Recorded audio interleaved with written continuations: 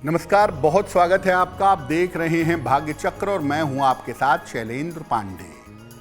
बहुत बार ऐसा होता है कि कुछ लोग बार बार बीमार पड़ते हैं और कोई ना कोई समस्या, कोई ना कोई स्वास्थ्य की दिक्कत उनको पकड़े रखती है। तो आखिर क्यों कोई व्यक्ति बार बार बीमार पड़ता है और इससे बचने के, निकलने के रास्ते क्या हैं, आज इस विषय पर बात करेंगे। देखिए, आज हम बात कर रहे हैं उन लोगों की जो लगातार बीमार होते हैं, लगातार उनका स्वास्थ्य खराब हो जाता है। तो लगातार बीमार होने के पीछे कौन से ग्रह होते हैं? कुंडली का लग्न और लग्न का स्वामी व्यक्ति के स्वास्थ्य के बारे में जानकारी देता है कि व्यक्ति का शरीर और शारीरिक स्वास्थ्य कैसा रहेगा। अगर लग्न या लग्न का स्वामी बिगड़ गया तो स्वास्थ्य का संतुलन बिगड़ जाता है। सूर्य और चंद्रमा, सूर्य शरीर और चंद्रमा मन, ये किसी व्यक्ति के मन और शरीर को बेहतर बनाए रखते हैं। सूर्य के गड़बड़ होने पर, कमजोर होने पर व्यक्ति को शारीरिक समस्याएं होती हैं और चंद्रमा अगर गड़बड़ हो गया तो मन की समस्याएं बढ़ा देता है, व्यक्ति को मानसिक समस्याएं परेशान करती हैं। इसके अलावा कुंडली का जो मुख्य तत्व है, जो बेसिक एलिमेंट है, जैसे जल तत्व है, वायु तत्व है, अग्नि है, आकाश है, पृथ्वी है, किस तत्व की कुंडली है और वो तत्व कितना अच्छा है, ये भी बड़ा जरूरी है। अगर कुंडली का मुख्य तत्व बिगड़ गया तो अलग अलग तरह की समस्याएं लगातार परेशान करती हैं। जैसे आपकी कुंडली अगर मेष लग्न की है तो मुख्य तत्व हो गया अग्नि तत्व। तो कुंडली के ग्रह जो हैं वो नवम, दशम, एकादश से कनेक्ट होने चाहिए, तभी फायर की मात्रा कुंडली में बैलेंस होगी। और अगर ऐसा नहीं है, इसके अपोजिट है, तो तत्व बिगड़ने की वजह से जो तमाम छोटी छोटी समस्याएं हैं वो आपको परेशान करेंगी। आपके स्वास्थ्य पर हमारी चर्चा जारी रहेगी, लेकिन आपको बता दें कि कार्यक्रम के अंत में हम बताएंगे कि अगर आज किसी महत्वपूर्ण काम से आपको जाना है तो क्या करके घर से निकलें कि आपको सफलता मिले, और आज का दिन किस राशि के लिए बहुत शुभ है और किस राशि को बहुत सावधान रहना होगा। तो एक बात तो आपने समझ ली कि कुंडली का लग्न, उसका स्वामी सूर्य चंद्रमा, कुंडली का तत्व, ये किसी व्यक्ति को बीमार बनाते हैं। लगातार बीमार रहने की कुछ और वजहें भी हैं। कौन सी हैं? अगर आपके घर की तरंगें ठीक नहीं हैं, यानी मोटे तौर पर अगर आपके घर में शुभता नहीं है तो घर में रहने वाले लोग बीमार होंगे। घर में अगर नियमित रूप से कलह कलेश होता है, अशांति, झगड़ा, लड़ाई होती है, तो घर में अशुभता बढ़ेगी और घर के लोग बीमार होंगे। अगर आप दूसरों को मानसिक और शारीरिक कष्ट देते हैं तो वो आज नहीं तो कल लौटकर वापस आएगा और आप बीमार होंगे। जो लोग लगातार बीमारियों के बारे में सोचते हैं कि ये ना हो जाए, वो बीमारी ना हो जाए, ऐसी दिक्कत ना हो जाए, वैसी दिक्कत ना हो जाए, बीमारियां उनकी तरफ अट्रैक्ट होती हैं और वो बीमार होते हैं।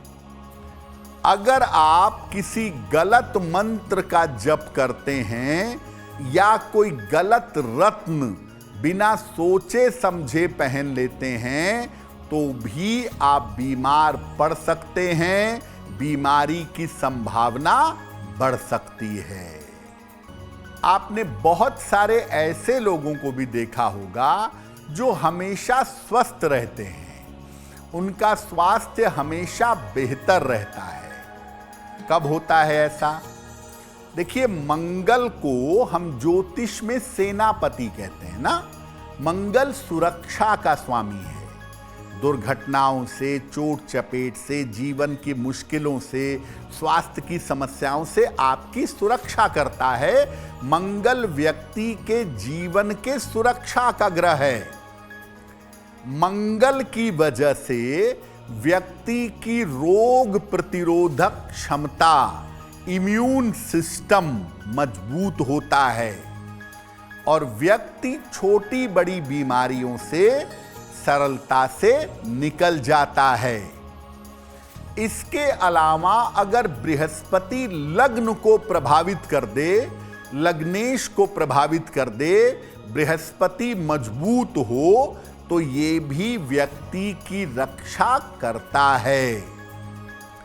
हाथ में अगर जीवन रेखा अच्छी है और उसके पैरेलल मंगल की रेखा भी अच्छी है तो ये व्यक्ति को स्वस्थ बनाए रखता है।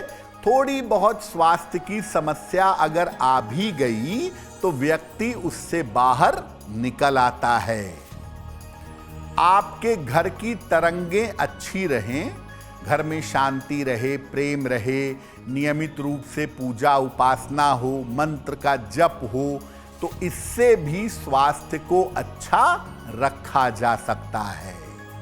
यानी ज्योतिष के हिसाब से दो ग्रह बहुत बड़े प्रोटेक्टर होते हैं आपके स्वास्थ्य के, और आपको स्वास्थ्य की समस्याओं से निकालकर आपको स्वस्थ रखते हैं। पहले नंबर पर है मंगल और दूसरे नंबर पर है बृहस्पति। महत्वपूर्ण बात यह है कि आप जहां रहते हैं, जहां काम करते हैं, जैसा विचार करते हैं, यानी जैसी तरंगे आप अपने मन में बनाते हैं, उसके हिसाब से भी आपका स्वास्थ्य बेहतर होता है। तो देखिए, ग्रहों की वजह से, तत्व की वजह से, कुंडली के कॉम्बिनेशन की वजह से ऐसा हो सकता है कि आप लगातार बीमार रहते हों। तो क्या उपाय करें ताकि आप स्वस्थ रहें? सबसे महत्वपूर्ण काम जो है वो ये है कि रोज सुबह सूर्य देव को जल अर्पित करिए। वैसे तो उगते हुए सूर्य को जल दें तो बहुत अच्छा है, नहीं तो मैक्सिमम 10 बजे के पहले जल चढ़ा दीजिए। सुबह और शाम कम से कम 10-15 मिनट पूजा उपासना जरूर करें। पूजा स्थान पर बैठें, कुछ ना कर सकें तो अपनी समस्या भगवान से कहें, बिल्कुल वैसे ही कहें जैसे लोगों से कहते हैं। अपनी संगति और अपना आहार ये सुधारिए। आपकी संगति निगेटिव होगी, आप ठीक नहीं रहेंगे। आपका आहार अशुद्ध होगा, आप ठीक नहीं रह पाएंगे। किसी संत या महापुरुष के साथ कुछ समय जरूर बिताएं। आजकल सोशल मीडिया पर बहुत सारे संत महापुरुषों के प्रवचन आते हैं जो आपको अच्छे लगें, निकट लगें, जिनकी बातें तार्किक लगें, उनके साथ समय बिताएं, उनकी वाणी, उनका प्रवचन सुने। सत्संग से बहुत सारी समस्या दूर हो जाती है। चंदन की सुगंध अपने शरीर में नियमित रूप से लगाएं और चंदन की सुगंध वाली धूप बत्ती का प्रयोग करें।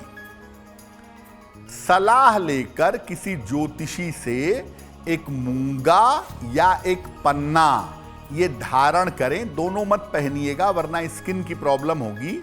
या तो मूंगा पहने या तो पन्ना पहने, इससे आपको लाभ होगा। भगवान का जो स्वरूप, जो नाम आपको प्रिय है, राम नाम, कृष्ण नाम, शिव नाम, राधा नाम, जो नाम प्रिय है वो नाम आप निरंतर जपते रहें, इतनी ज्यादा पॉजिटिव एनर्जी पैदा होगी कि बीमारियां आपके पास नहीं आएंगी। देखिए, अगर आप लगातार बीमार रहते हैं तो आपके पास 3 ऐसी स्तुतियां हैं जो आपकी बीमारी को दूर कर सकती हैं। अगर कोई एक बड़ी और गंभीर बीमारी है आपको, तो आप सुबह शाम राम रक्षा स्तोत्र का पाठ करिए, बड़ा लाभ होगा। अगर शरीर में कई तरह की बीमारियां हैं, किडनी में भी प्रॉब्लम है, पेट में भी है, स्किन में भी है, मल्टीपल प्रॉब्लम है, तो आप सुबह शाम नारायण कवच का पाठ करिए, इससे आपको बहुत फायदा होगा। और अगर शरीर दर्द की शिकायत है, पेन की दिक्कत है आपको, तो हनुमान बाहुक का पाठ करिए सुबह शाम, इसको करने से आपको लाभ होगा। अगर आपको या परिवार में किसी को मृत्यु तुल्य कष्ट हो रहा है, तो ऐसी स्थिति में चंद्रशेखराष्टक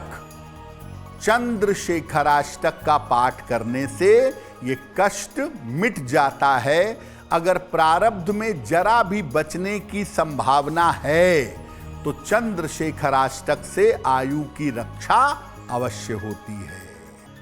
अब वक्त हो गया है ऐसा क्यों का। ऐसा क्यों में हम आपके मन और जीवन से जुड़ी हुई तमाम समस्याओं का समाधान करने का प्रयास करते हैं।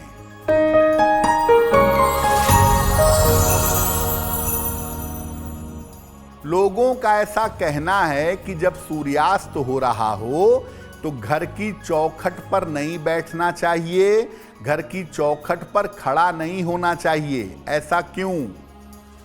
देखिए, एक कथा आती है ना हिरण्यकश्यप वाली। नृसिंह भगवान ने उनका वध किया था सूर्यास्त के समय में घर की चौखट पर बैठ के, न घर के अंदर न घर के बाहर, चौखट पर बैठ करके। इसीलिए लोग ऐसा कहते हैं कि अगर सूर्यास्त के समय चौखट पर जाओगे, बैठोगे, खड़े होगे, तो इससे आयु कम होगी। और इसी मान्यता की वजह से सूर्यास्त के समय चौखट पर बैठना और खड़ा होना मना है। अगर आप मुझसे जुड़ करके अपनी समस्याओं का समाधान चाहते हैं और चाहते हैं कि आपकी समस्याओं को ज्योतिष के माध्यम से सुलझाया जाए, तो आप हमसे संपर्क कर सकते हैं, जुड़ सकते हैं एस्ट्रो तक पर।